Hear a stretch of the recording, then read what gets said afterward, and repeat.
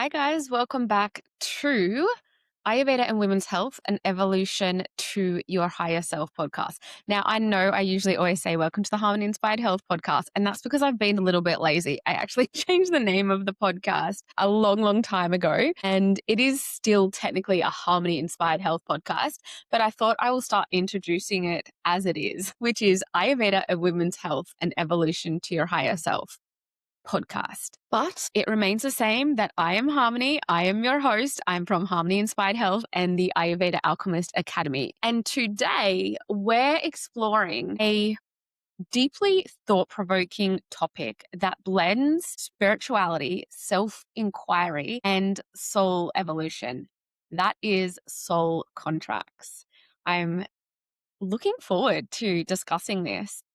And I have had this type of conversation in my life lately with a few close friends, as well as some clients. And that's why I thought I would do a podcast episode on this topic of soul contracts. And so I want to start this episode by asking you how you feel about this question or this statement.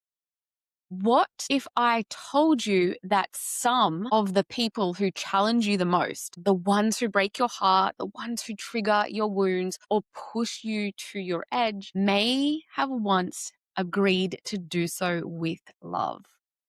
I know, even hearing that might be a little bit triggering. Okay, I get that. And I'm going to preface this by saying some of those people.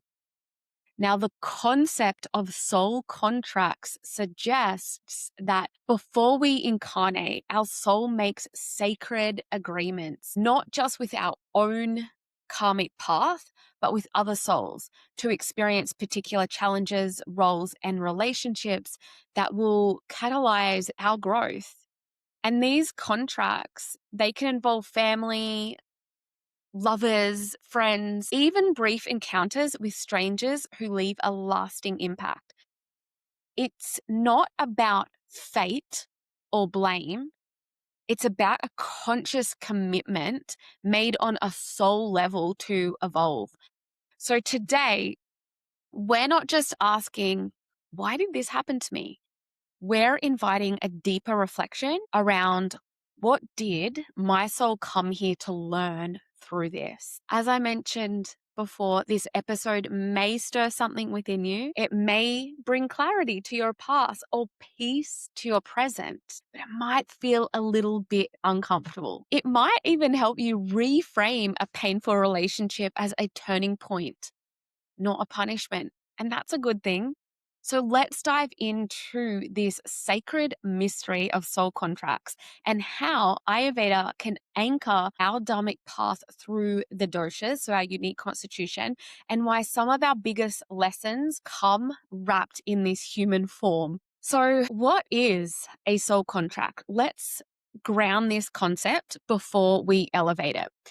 You may have heard the phrase soul contract in spiritual circles, but what does that really mean? Maybe you've come up with your own conclusion on what that means. And hey, I haven't studied soul contracts at a PhD level or anything like that. So I'm going to really be giving you my understanding of it, and take what you may from this and leave what doesn't resonate. But what I understand a soul contract to be at its core is the metaphysical idea that before we incarnate, our soul chooses a set of key themes, experiences, relationships, lessons, and contributions that will guide our evolution on Earth and our evolution of humans, us being the human, until we can finally evolve to enlightenment. So really, these contracts are not about this sort of rigid fate. Like, I'm not saying a soul contract is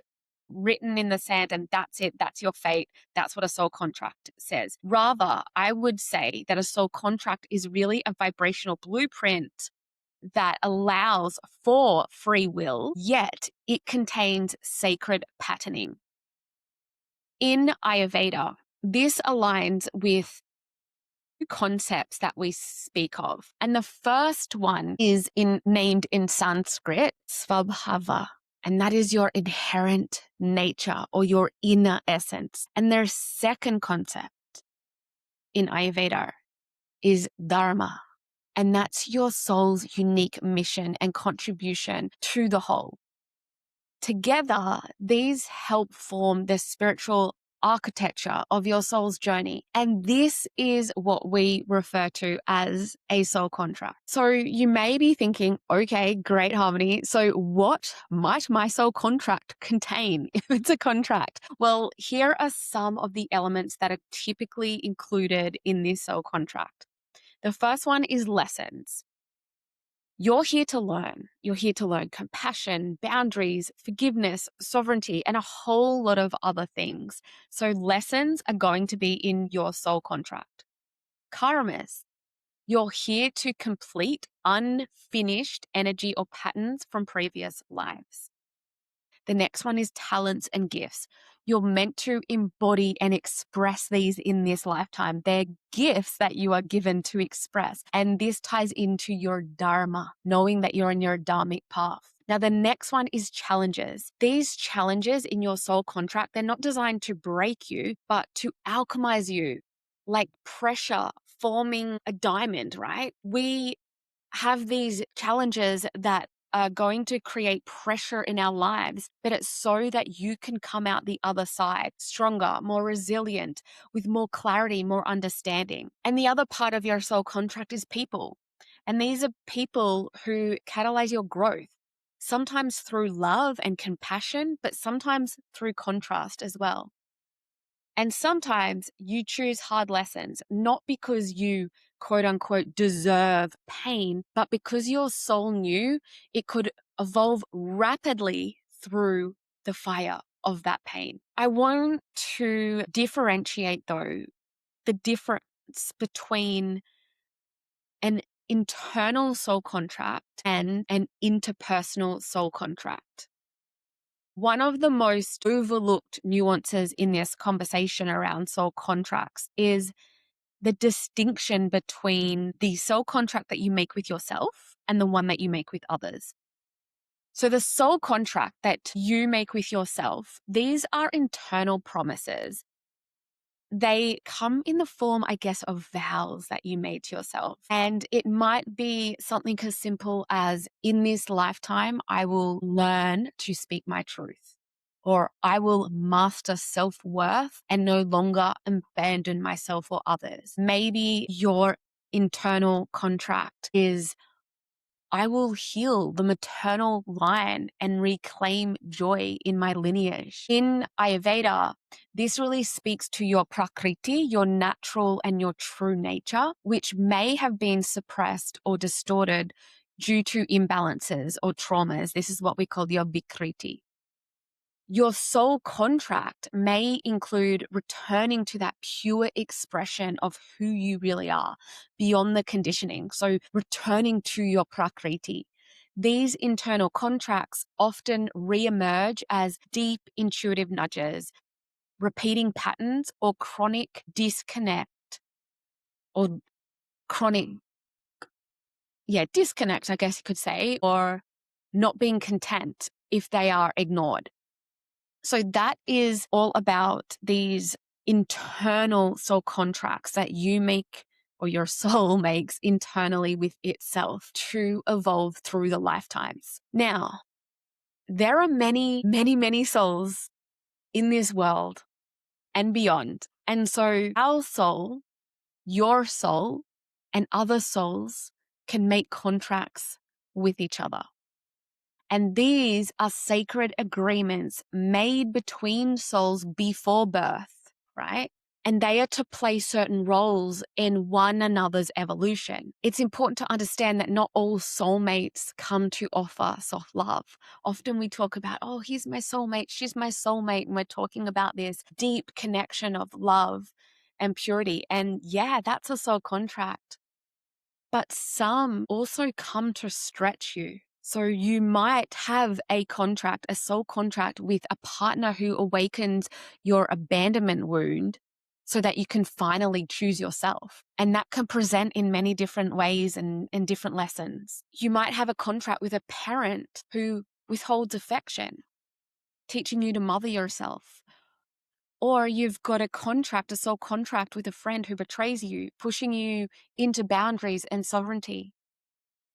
These contracts, they're not always lifelong. Some are momentary and very short, as a matter of fact, like a stranger whose words might shift your path. That could happen from a brief conversation that you have, but that was the soul contract you had with that stranger. And now your whole path has shifted and they've moved you closer to your dharmic path. While other contracts are going to be long-lasting, more complex, and more enduring. But importantly, recognizing a soul contract doesn't mean tolerating harm. I want to make that really clear. So if you are in a really bad relationship, I don't want you to think, well, this must have been a soul contract. I've just got to see where this goes. No, it means understanding the lesson. If you think, oh my gosh, this is resonating, and this relationship that I'm in with any of the people that you were thinking of is a bad one and it's causing harm to me, then the lesson is recognizing that and then choosing alignment, because your soul contracts are always guiding you to your dharmic path. So once you recognize that this is a soul contract and it's not for my higher self and my higher good, then it is now up to you to choose alignment. Ayurveda has this beautiful perspective that you are not random, okay? Ayurveda doesn't view your body, your mind, or your tendencies as just this random collection of cells and things and tendencies put together. Your dosha, your Ayurvedic blueprint, your unique physical constitution, even your tendencies and your triggers are seen as sacred design. They're not a mistake. They're not flaws.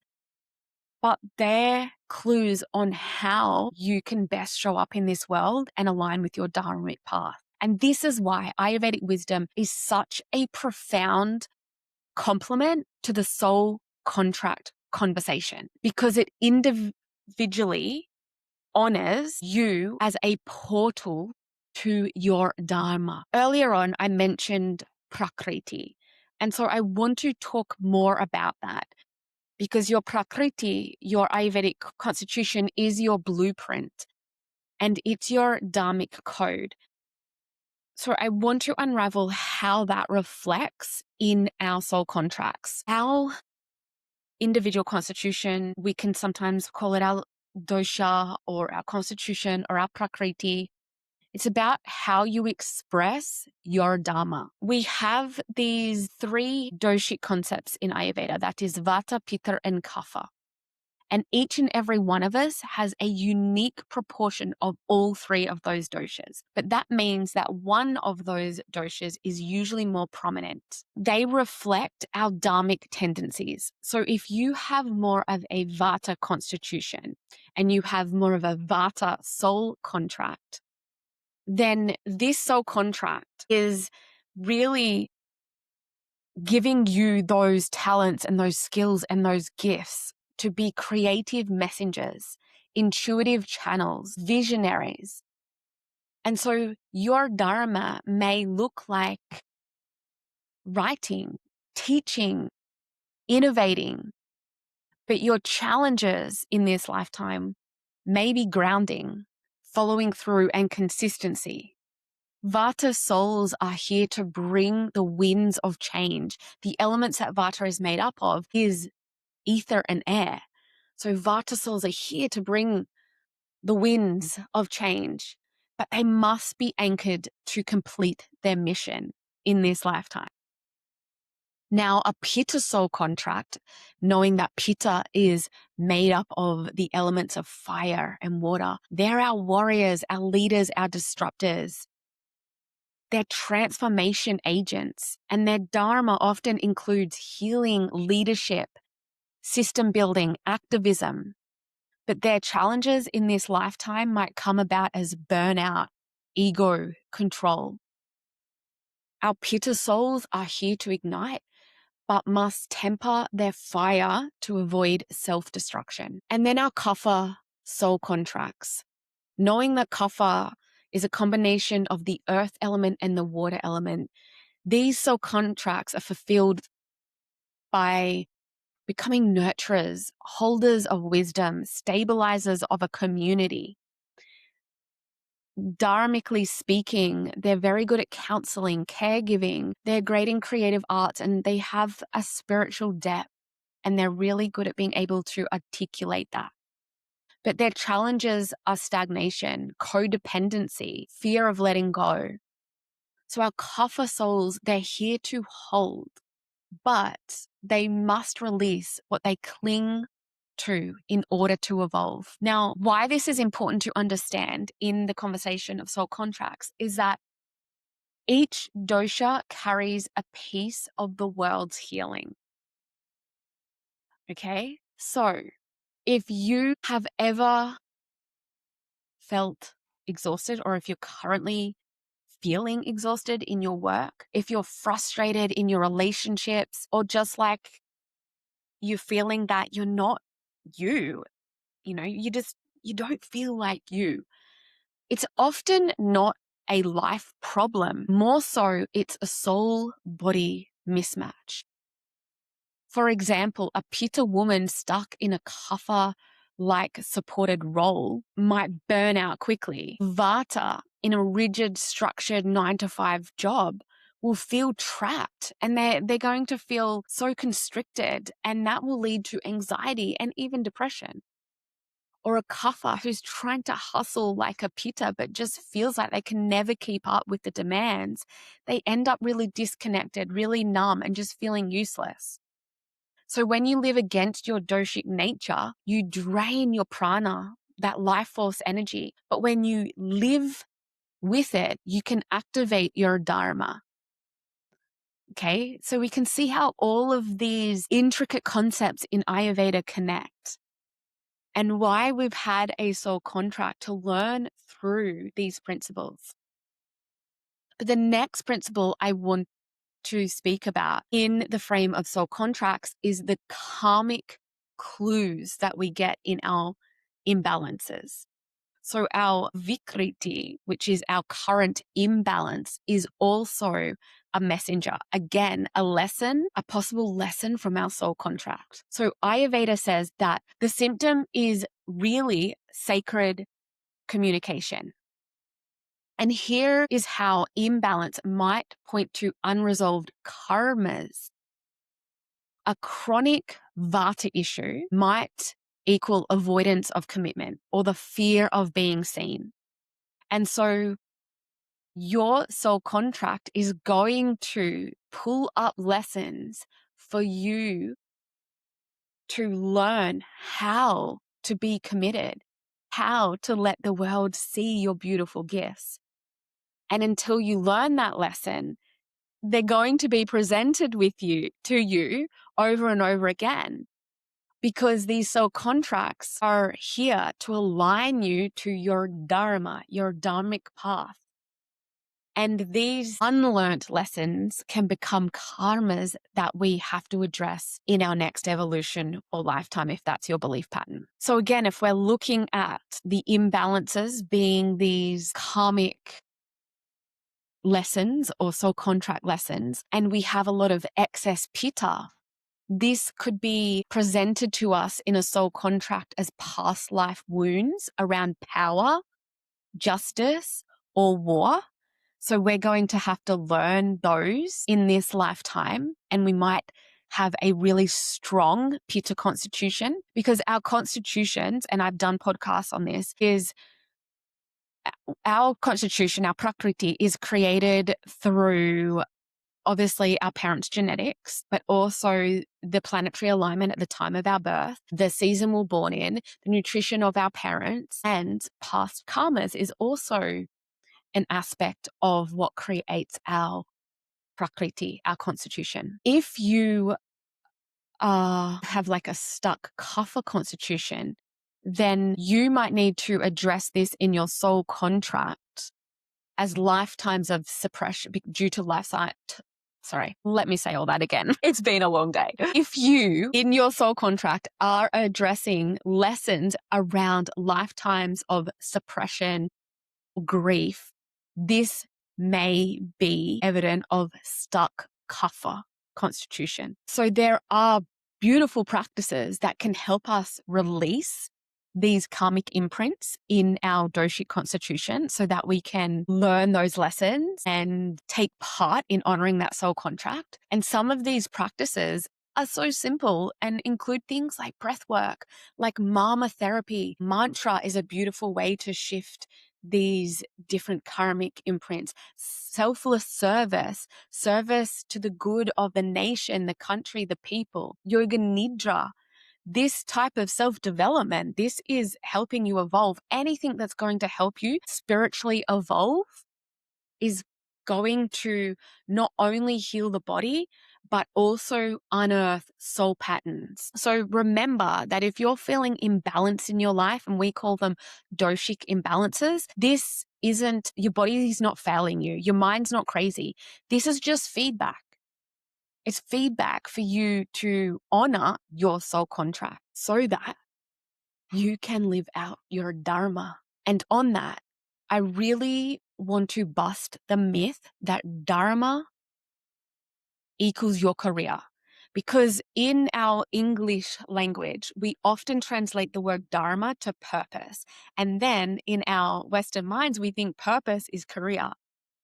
But that is not the case at all. And I have spoken about this on another podcast episode in depth. So if you haven't, go and already listen to the Dharma podcast episode because we do speak on this.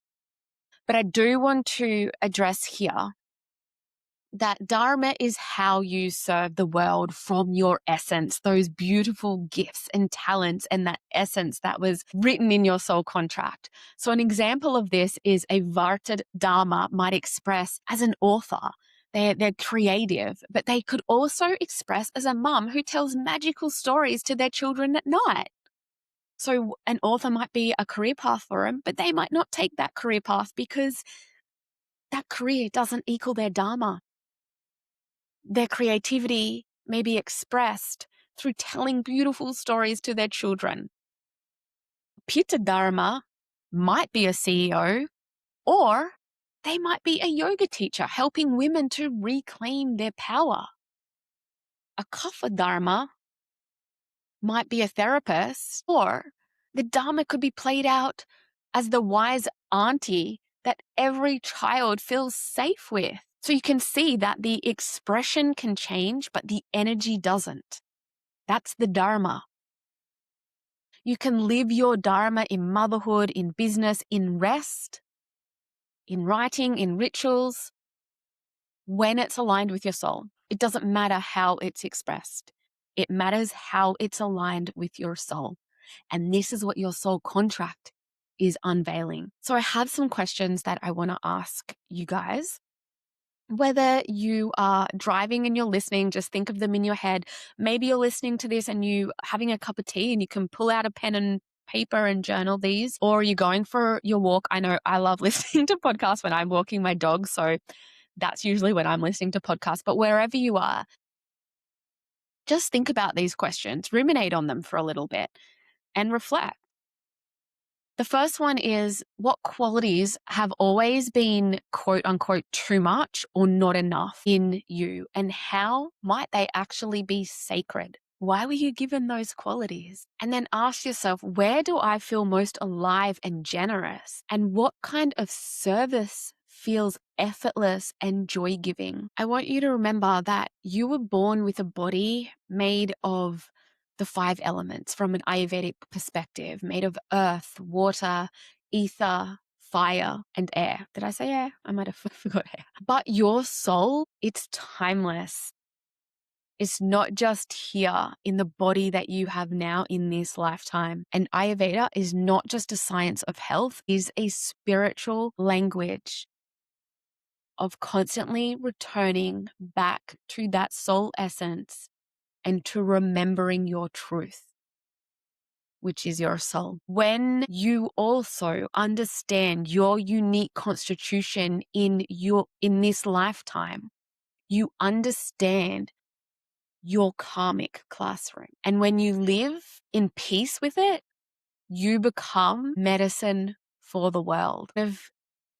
One of the sayings we have in our Ayurveda Alchemist Academy is, you are the medicine. You truly are the medicine. And this encompasses so much. And rather than have me telling you what I feel that means, I want you to draw meaning from that. You are the medicine. Now, if this episode lit something up in you, I would love for you to share this with another woman walking her own dharmic path, maybe someone you feel you have a soul contract with. And if you are ready to dive deeper into this type of conversation, we would love for you to join us inside the Ayurveda Alchemist Academy, where we blend modern women's health, Dharma coaching, and deep Vedic wisdom. So if that sounds like you, we are so happy to jump on a free clarity call with you so you can get a little more direction and understanding around what the Academy can offer you. And I will have the link in my show notes. But as always, it would mean a lot to myself if you could go and give us a beautiful 5-star rating, if that aligns and if that's your truth. But if you feel that it is, and you just have been busy and you haven't been able to, totally get it. But please, I ask you, if you can, take a couple of minutes out of your day to go and give us a beautiful review on Spotify or Apple Podcasts. It would mean the world to me. Namaste. Have a wonderful day or evening wherever you are in the world.